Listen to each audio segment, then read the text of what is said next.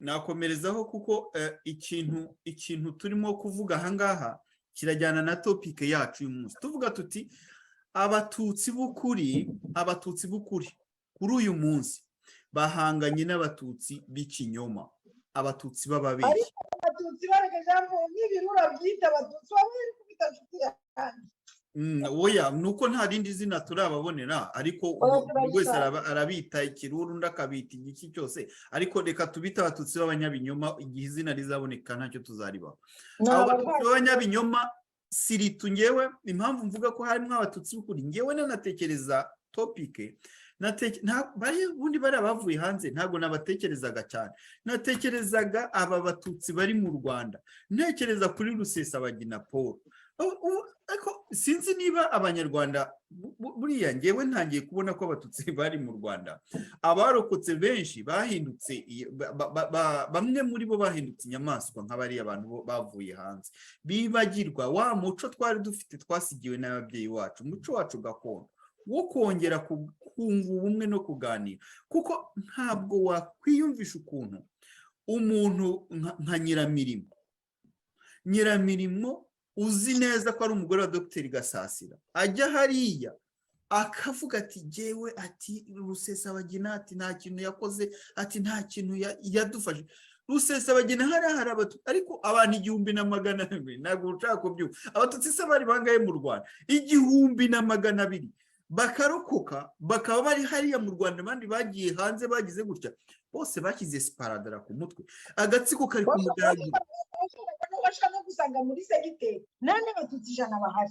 Nibyo ndimo kukubwira, nyine ngiye kukubwira irimine iwacu hari abatutsi bageze ku 2,500. Hasigaye bangahe? Ni nko kuvuga ngo yarokoye umusozi wose, segiteri yose y'abantu arayiroka. Kirya gihe abantu bari nabakiya cyane, arayirokora. Ariko bose bashyize sparadara ku munwa, agatsiko kari kumugaragura kamukoza hirya kamukoza hino kamugera gute ngo yavuze ngo baramuzanira ibya Nyabimata. Niba hari abantu bapfuye Nyabimata bishwe na FRN, reka tubivuge gutyo, kwifatanyije no mu miryango yabo. Ariko je suis désolé, nta hantu bahuriye na Rusesabagina. Ahantu bahuriye na Rusesabagina ni umwaktiviste warengeye ubuzima bw'abantu kugeza no. Ariko reka mbabaye ko fata Rusesabagina ongeraho ko na FPR yafata nimba FPR yarishe tubizi birashoboka, ariko abenshi ngiye mpagaze ongeraho nabishwe na FPR bakurikiye. Ndashaka nyine niho nari ngiye kugana ngana ku musozo wa intervention yanjye mvuga ngo ibitero by'inkotanyi kuva muri 90 byishe abanyarwanda bangana iki.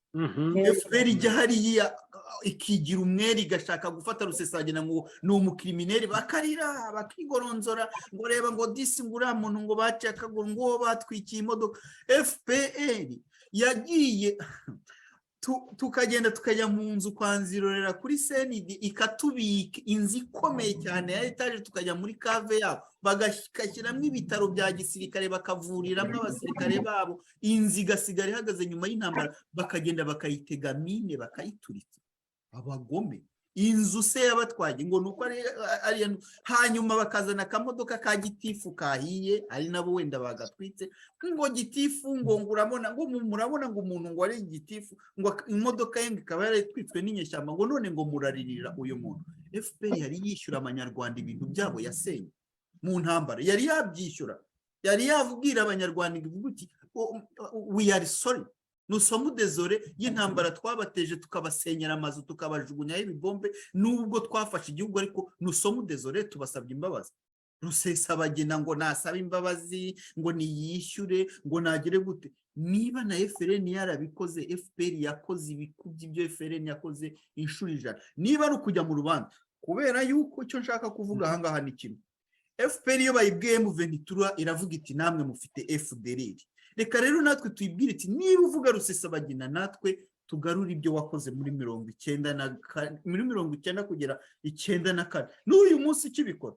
Usinzi ya Rwigara uzayishyuri, etage ya Rwigara warayishyuye, wamaze kwicuke umupfakazi ukamufunga n'abana be, warangiza ukajya ku nzu ukarimagura mirimo. Rega Jean Paul, nushaka usubire no muri 63 na 2 kuko abangaba nibo rezeritiye b'inyenzi rwose ni ibintu bigaragara kuko abatari bamwe nabo bose babarangijemo barabamaze nabo barusagara nyine tubavugaga bafunze ahubwo Imana ibarinde.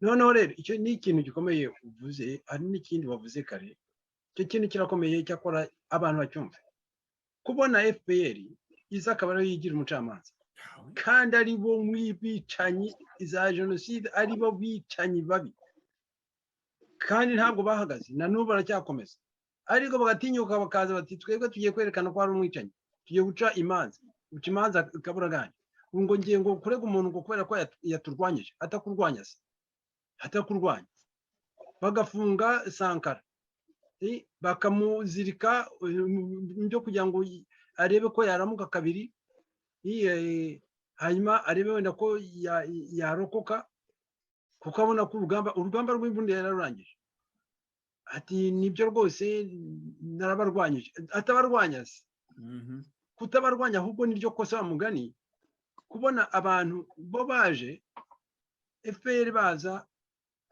murebe muri 90 baza baje mu Rwanda n'abantu bangahe bari bishwe, ni bangahe ku buryo bazaga bavuga bati tugiye gutabara abantu barimo bicwa, ariko murebe igihe binjiriye, tunahere na mbere bakitegura kwinjira, abana babasanze abacitse ku icumu banganiki, batubwira bati dore bavuye mu Rwanda baje muri FPR, abahutu n'abatutsi kuko bose bagiyeyo, ntazagira umuntu uzabeshya barihe ko babamaze, barihehe umusigaye barihehe. Noneho niyo mpamvu rero ukuntu bishe, niyo mpamvu bo bashobora kwihanganira ko haboneka umuntu ugaragara ko we yakoze ibitandukanye n'ibyo bakora, nuvuga we yagerageje gusigasira ubuzima bw'abantu mu gihe bo bakora ibishoboka byose kugira ngo batsembe abantu. None nuvuga ngo ibyo ariko nanone muri biriya byo kwa Rusesabagina nanone badutegera muri uwo mutego wo kuvuga ngo ngo na FDLR ngo za FRN ngo abantu baratera ngo FPR ngo bakaza ngo gutera igihugu, baratera ukagira ngo icyo gihugu kiyobowe n'abantu bazima, sabicanyi zibaruka rabanka, saba crimineli bica abanyarwanda bakica n'abanyekongo bakiba nkuko bavuga bagasenya ibintu byose. Icyo kintu cy'abantu bagomba kumva, ntabwo FPR yubatse u Rwanda. Abantu bajyaho bakavuga ngo u Rwanda rwateye imbere, rutera imbere gute?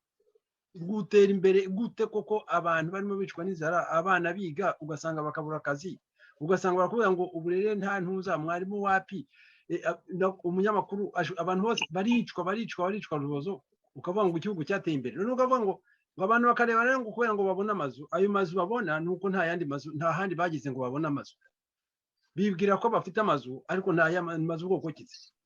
Cyewe nageze muri aya mazu ntayabonye, hinjira mu mazu hanyuma wajya muri toilette wajya kubona ukabona zagushotseho, hanyuma umudamu akinjira n'akadobo akaza kuza ngo guhanagura, gusa izo ni mazu ubwoko ki? Kandi amazu mashya izaza Minafete, ngenda kubwira ngewe ibintu niboneye.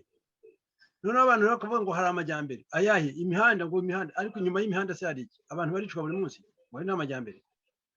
Noneho rero icyo kintu cyo kongera kuvuga ngo hari ngo umuntu wumva ari umututsi akavuga ati ariko ati abangaba ni abatutsi bene wacu, bumve yuko kari agatsiko atari abatutsi rwose, bambabarira, ntaho bahuriye n'abatutsi, abatutsi bari imfura, ntabwo bari abantu ari imfura.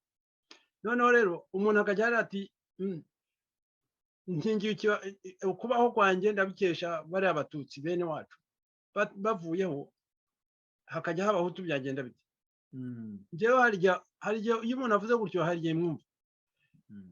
Ingabire ajya kujya mu Rwanda yabanje guca hano i Montreal, umugabo witwa Twagiramungu Joseph ni umututsi, tubyumvikanaho kuko we iyo tuganira ni indatwa, ni umusore twabanye muri groupe, iyo tuganira rwose waranyambwiye ati nkatwe abatutsi. Noneho yari yibajije Ingabire aramubaza ati ariko Ingabire uri umuhutukazi, tuvuge uragiye turagushyigikiye, uriyamamaje uratowe ubaye president, ikihe cyizere waduha, ni izihe garanti waduha ko nubana gufata ubutegetsi uri umuhutukazi utazakoresha ubwo butegetsi kugira ngo noneho abahutu bene wanyu mwongere mwirare mu Abatutsi n'agatutsi kacize ku icumu mukakubure. Ni ikibazo yamubajije publicoma, ariko akimubaza nanjye nashoboraga kuba nakibaza ukundi, ariko yarakibajije. Yosefu twari twicaranye, namukoze mu ntoki namubwira mbaza ikibazo cyiza. Igisubizo Ngabire yatanze wenda aho arakibuka, si ibanga, yavuze ati icyo kibazo ntabwo gikomeye, kiroroshye. Cyakora njyewe nabonaga ikibazo gikomeye. Avuze ati kiroroshye, nabanguye amatwi. Nari nkiri na mutoya, urumva turi muri za 2010, noneho 9 bangura amatwi. Aravuga ati tuzashyiraho demokarasi. Ati nushyiraho demokarasi izakemura ibyo bibazo byose. Njyewe numvise naracecetse nta commentaire. Icyo gihe navuze muri icyo gihe iyo bavuga ngo demokarasi mu Rwanda, twumva ngo demokarasi ngo nyamwinshi, rubanda nyamwinshi. Mwibuke n'indirimbo ya Bikindi aho yavuga ngo tujye mu matora, niho hatorwa umututsi twemera tuyobore, niho hatorwa umuhutu twemera tuyobore. Ariko muri icyo gihe iyo tugiye muri icyo gihe mu ntekerezo y'icyo gihe, mu myumvire y'icyo gihe, ubwo bavuga ngo rubanda nyamwinshi. None uvuga ngo niba uvugiye kuvuga, niba uri umuhutu ukavuga ngo tujye mu matora, inyuma mu mutwe wawe uratekereza kuvuga ngo turi ba nyamwinshi nitwe abahutu ndimo ndatekereza abantu. Ntabwo nakoze ubushakashatsi ngo numve ko ariko abantu, ariko mu myumvire yanjye niko numva. Kuko abantu bose barabikimanga bakavuga ati izo demokarasi z'imibare nyamwinshi ntabwo ari byo. None aho rero ko hari abatutsi bibwira ko buriya butegetsi ari ubw'abatutsi, ntibabone yuko buriya butegetsi atari abatutsi dutu, kuko niyo bwari ubw'abatutsi ntabwo baba barisha abatutsi, ntabwo baba barakoresheje za jenoside.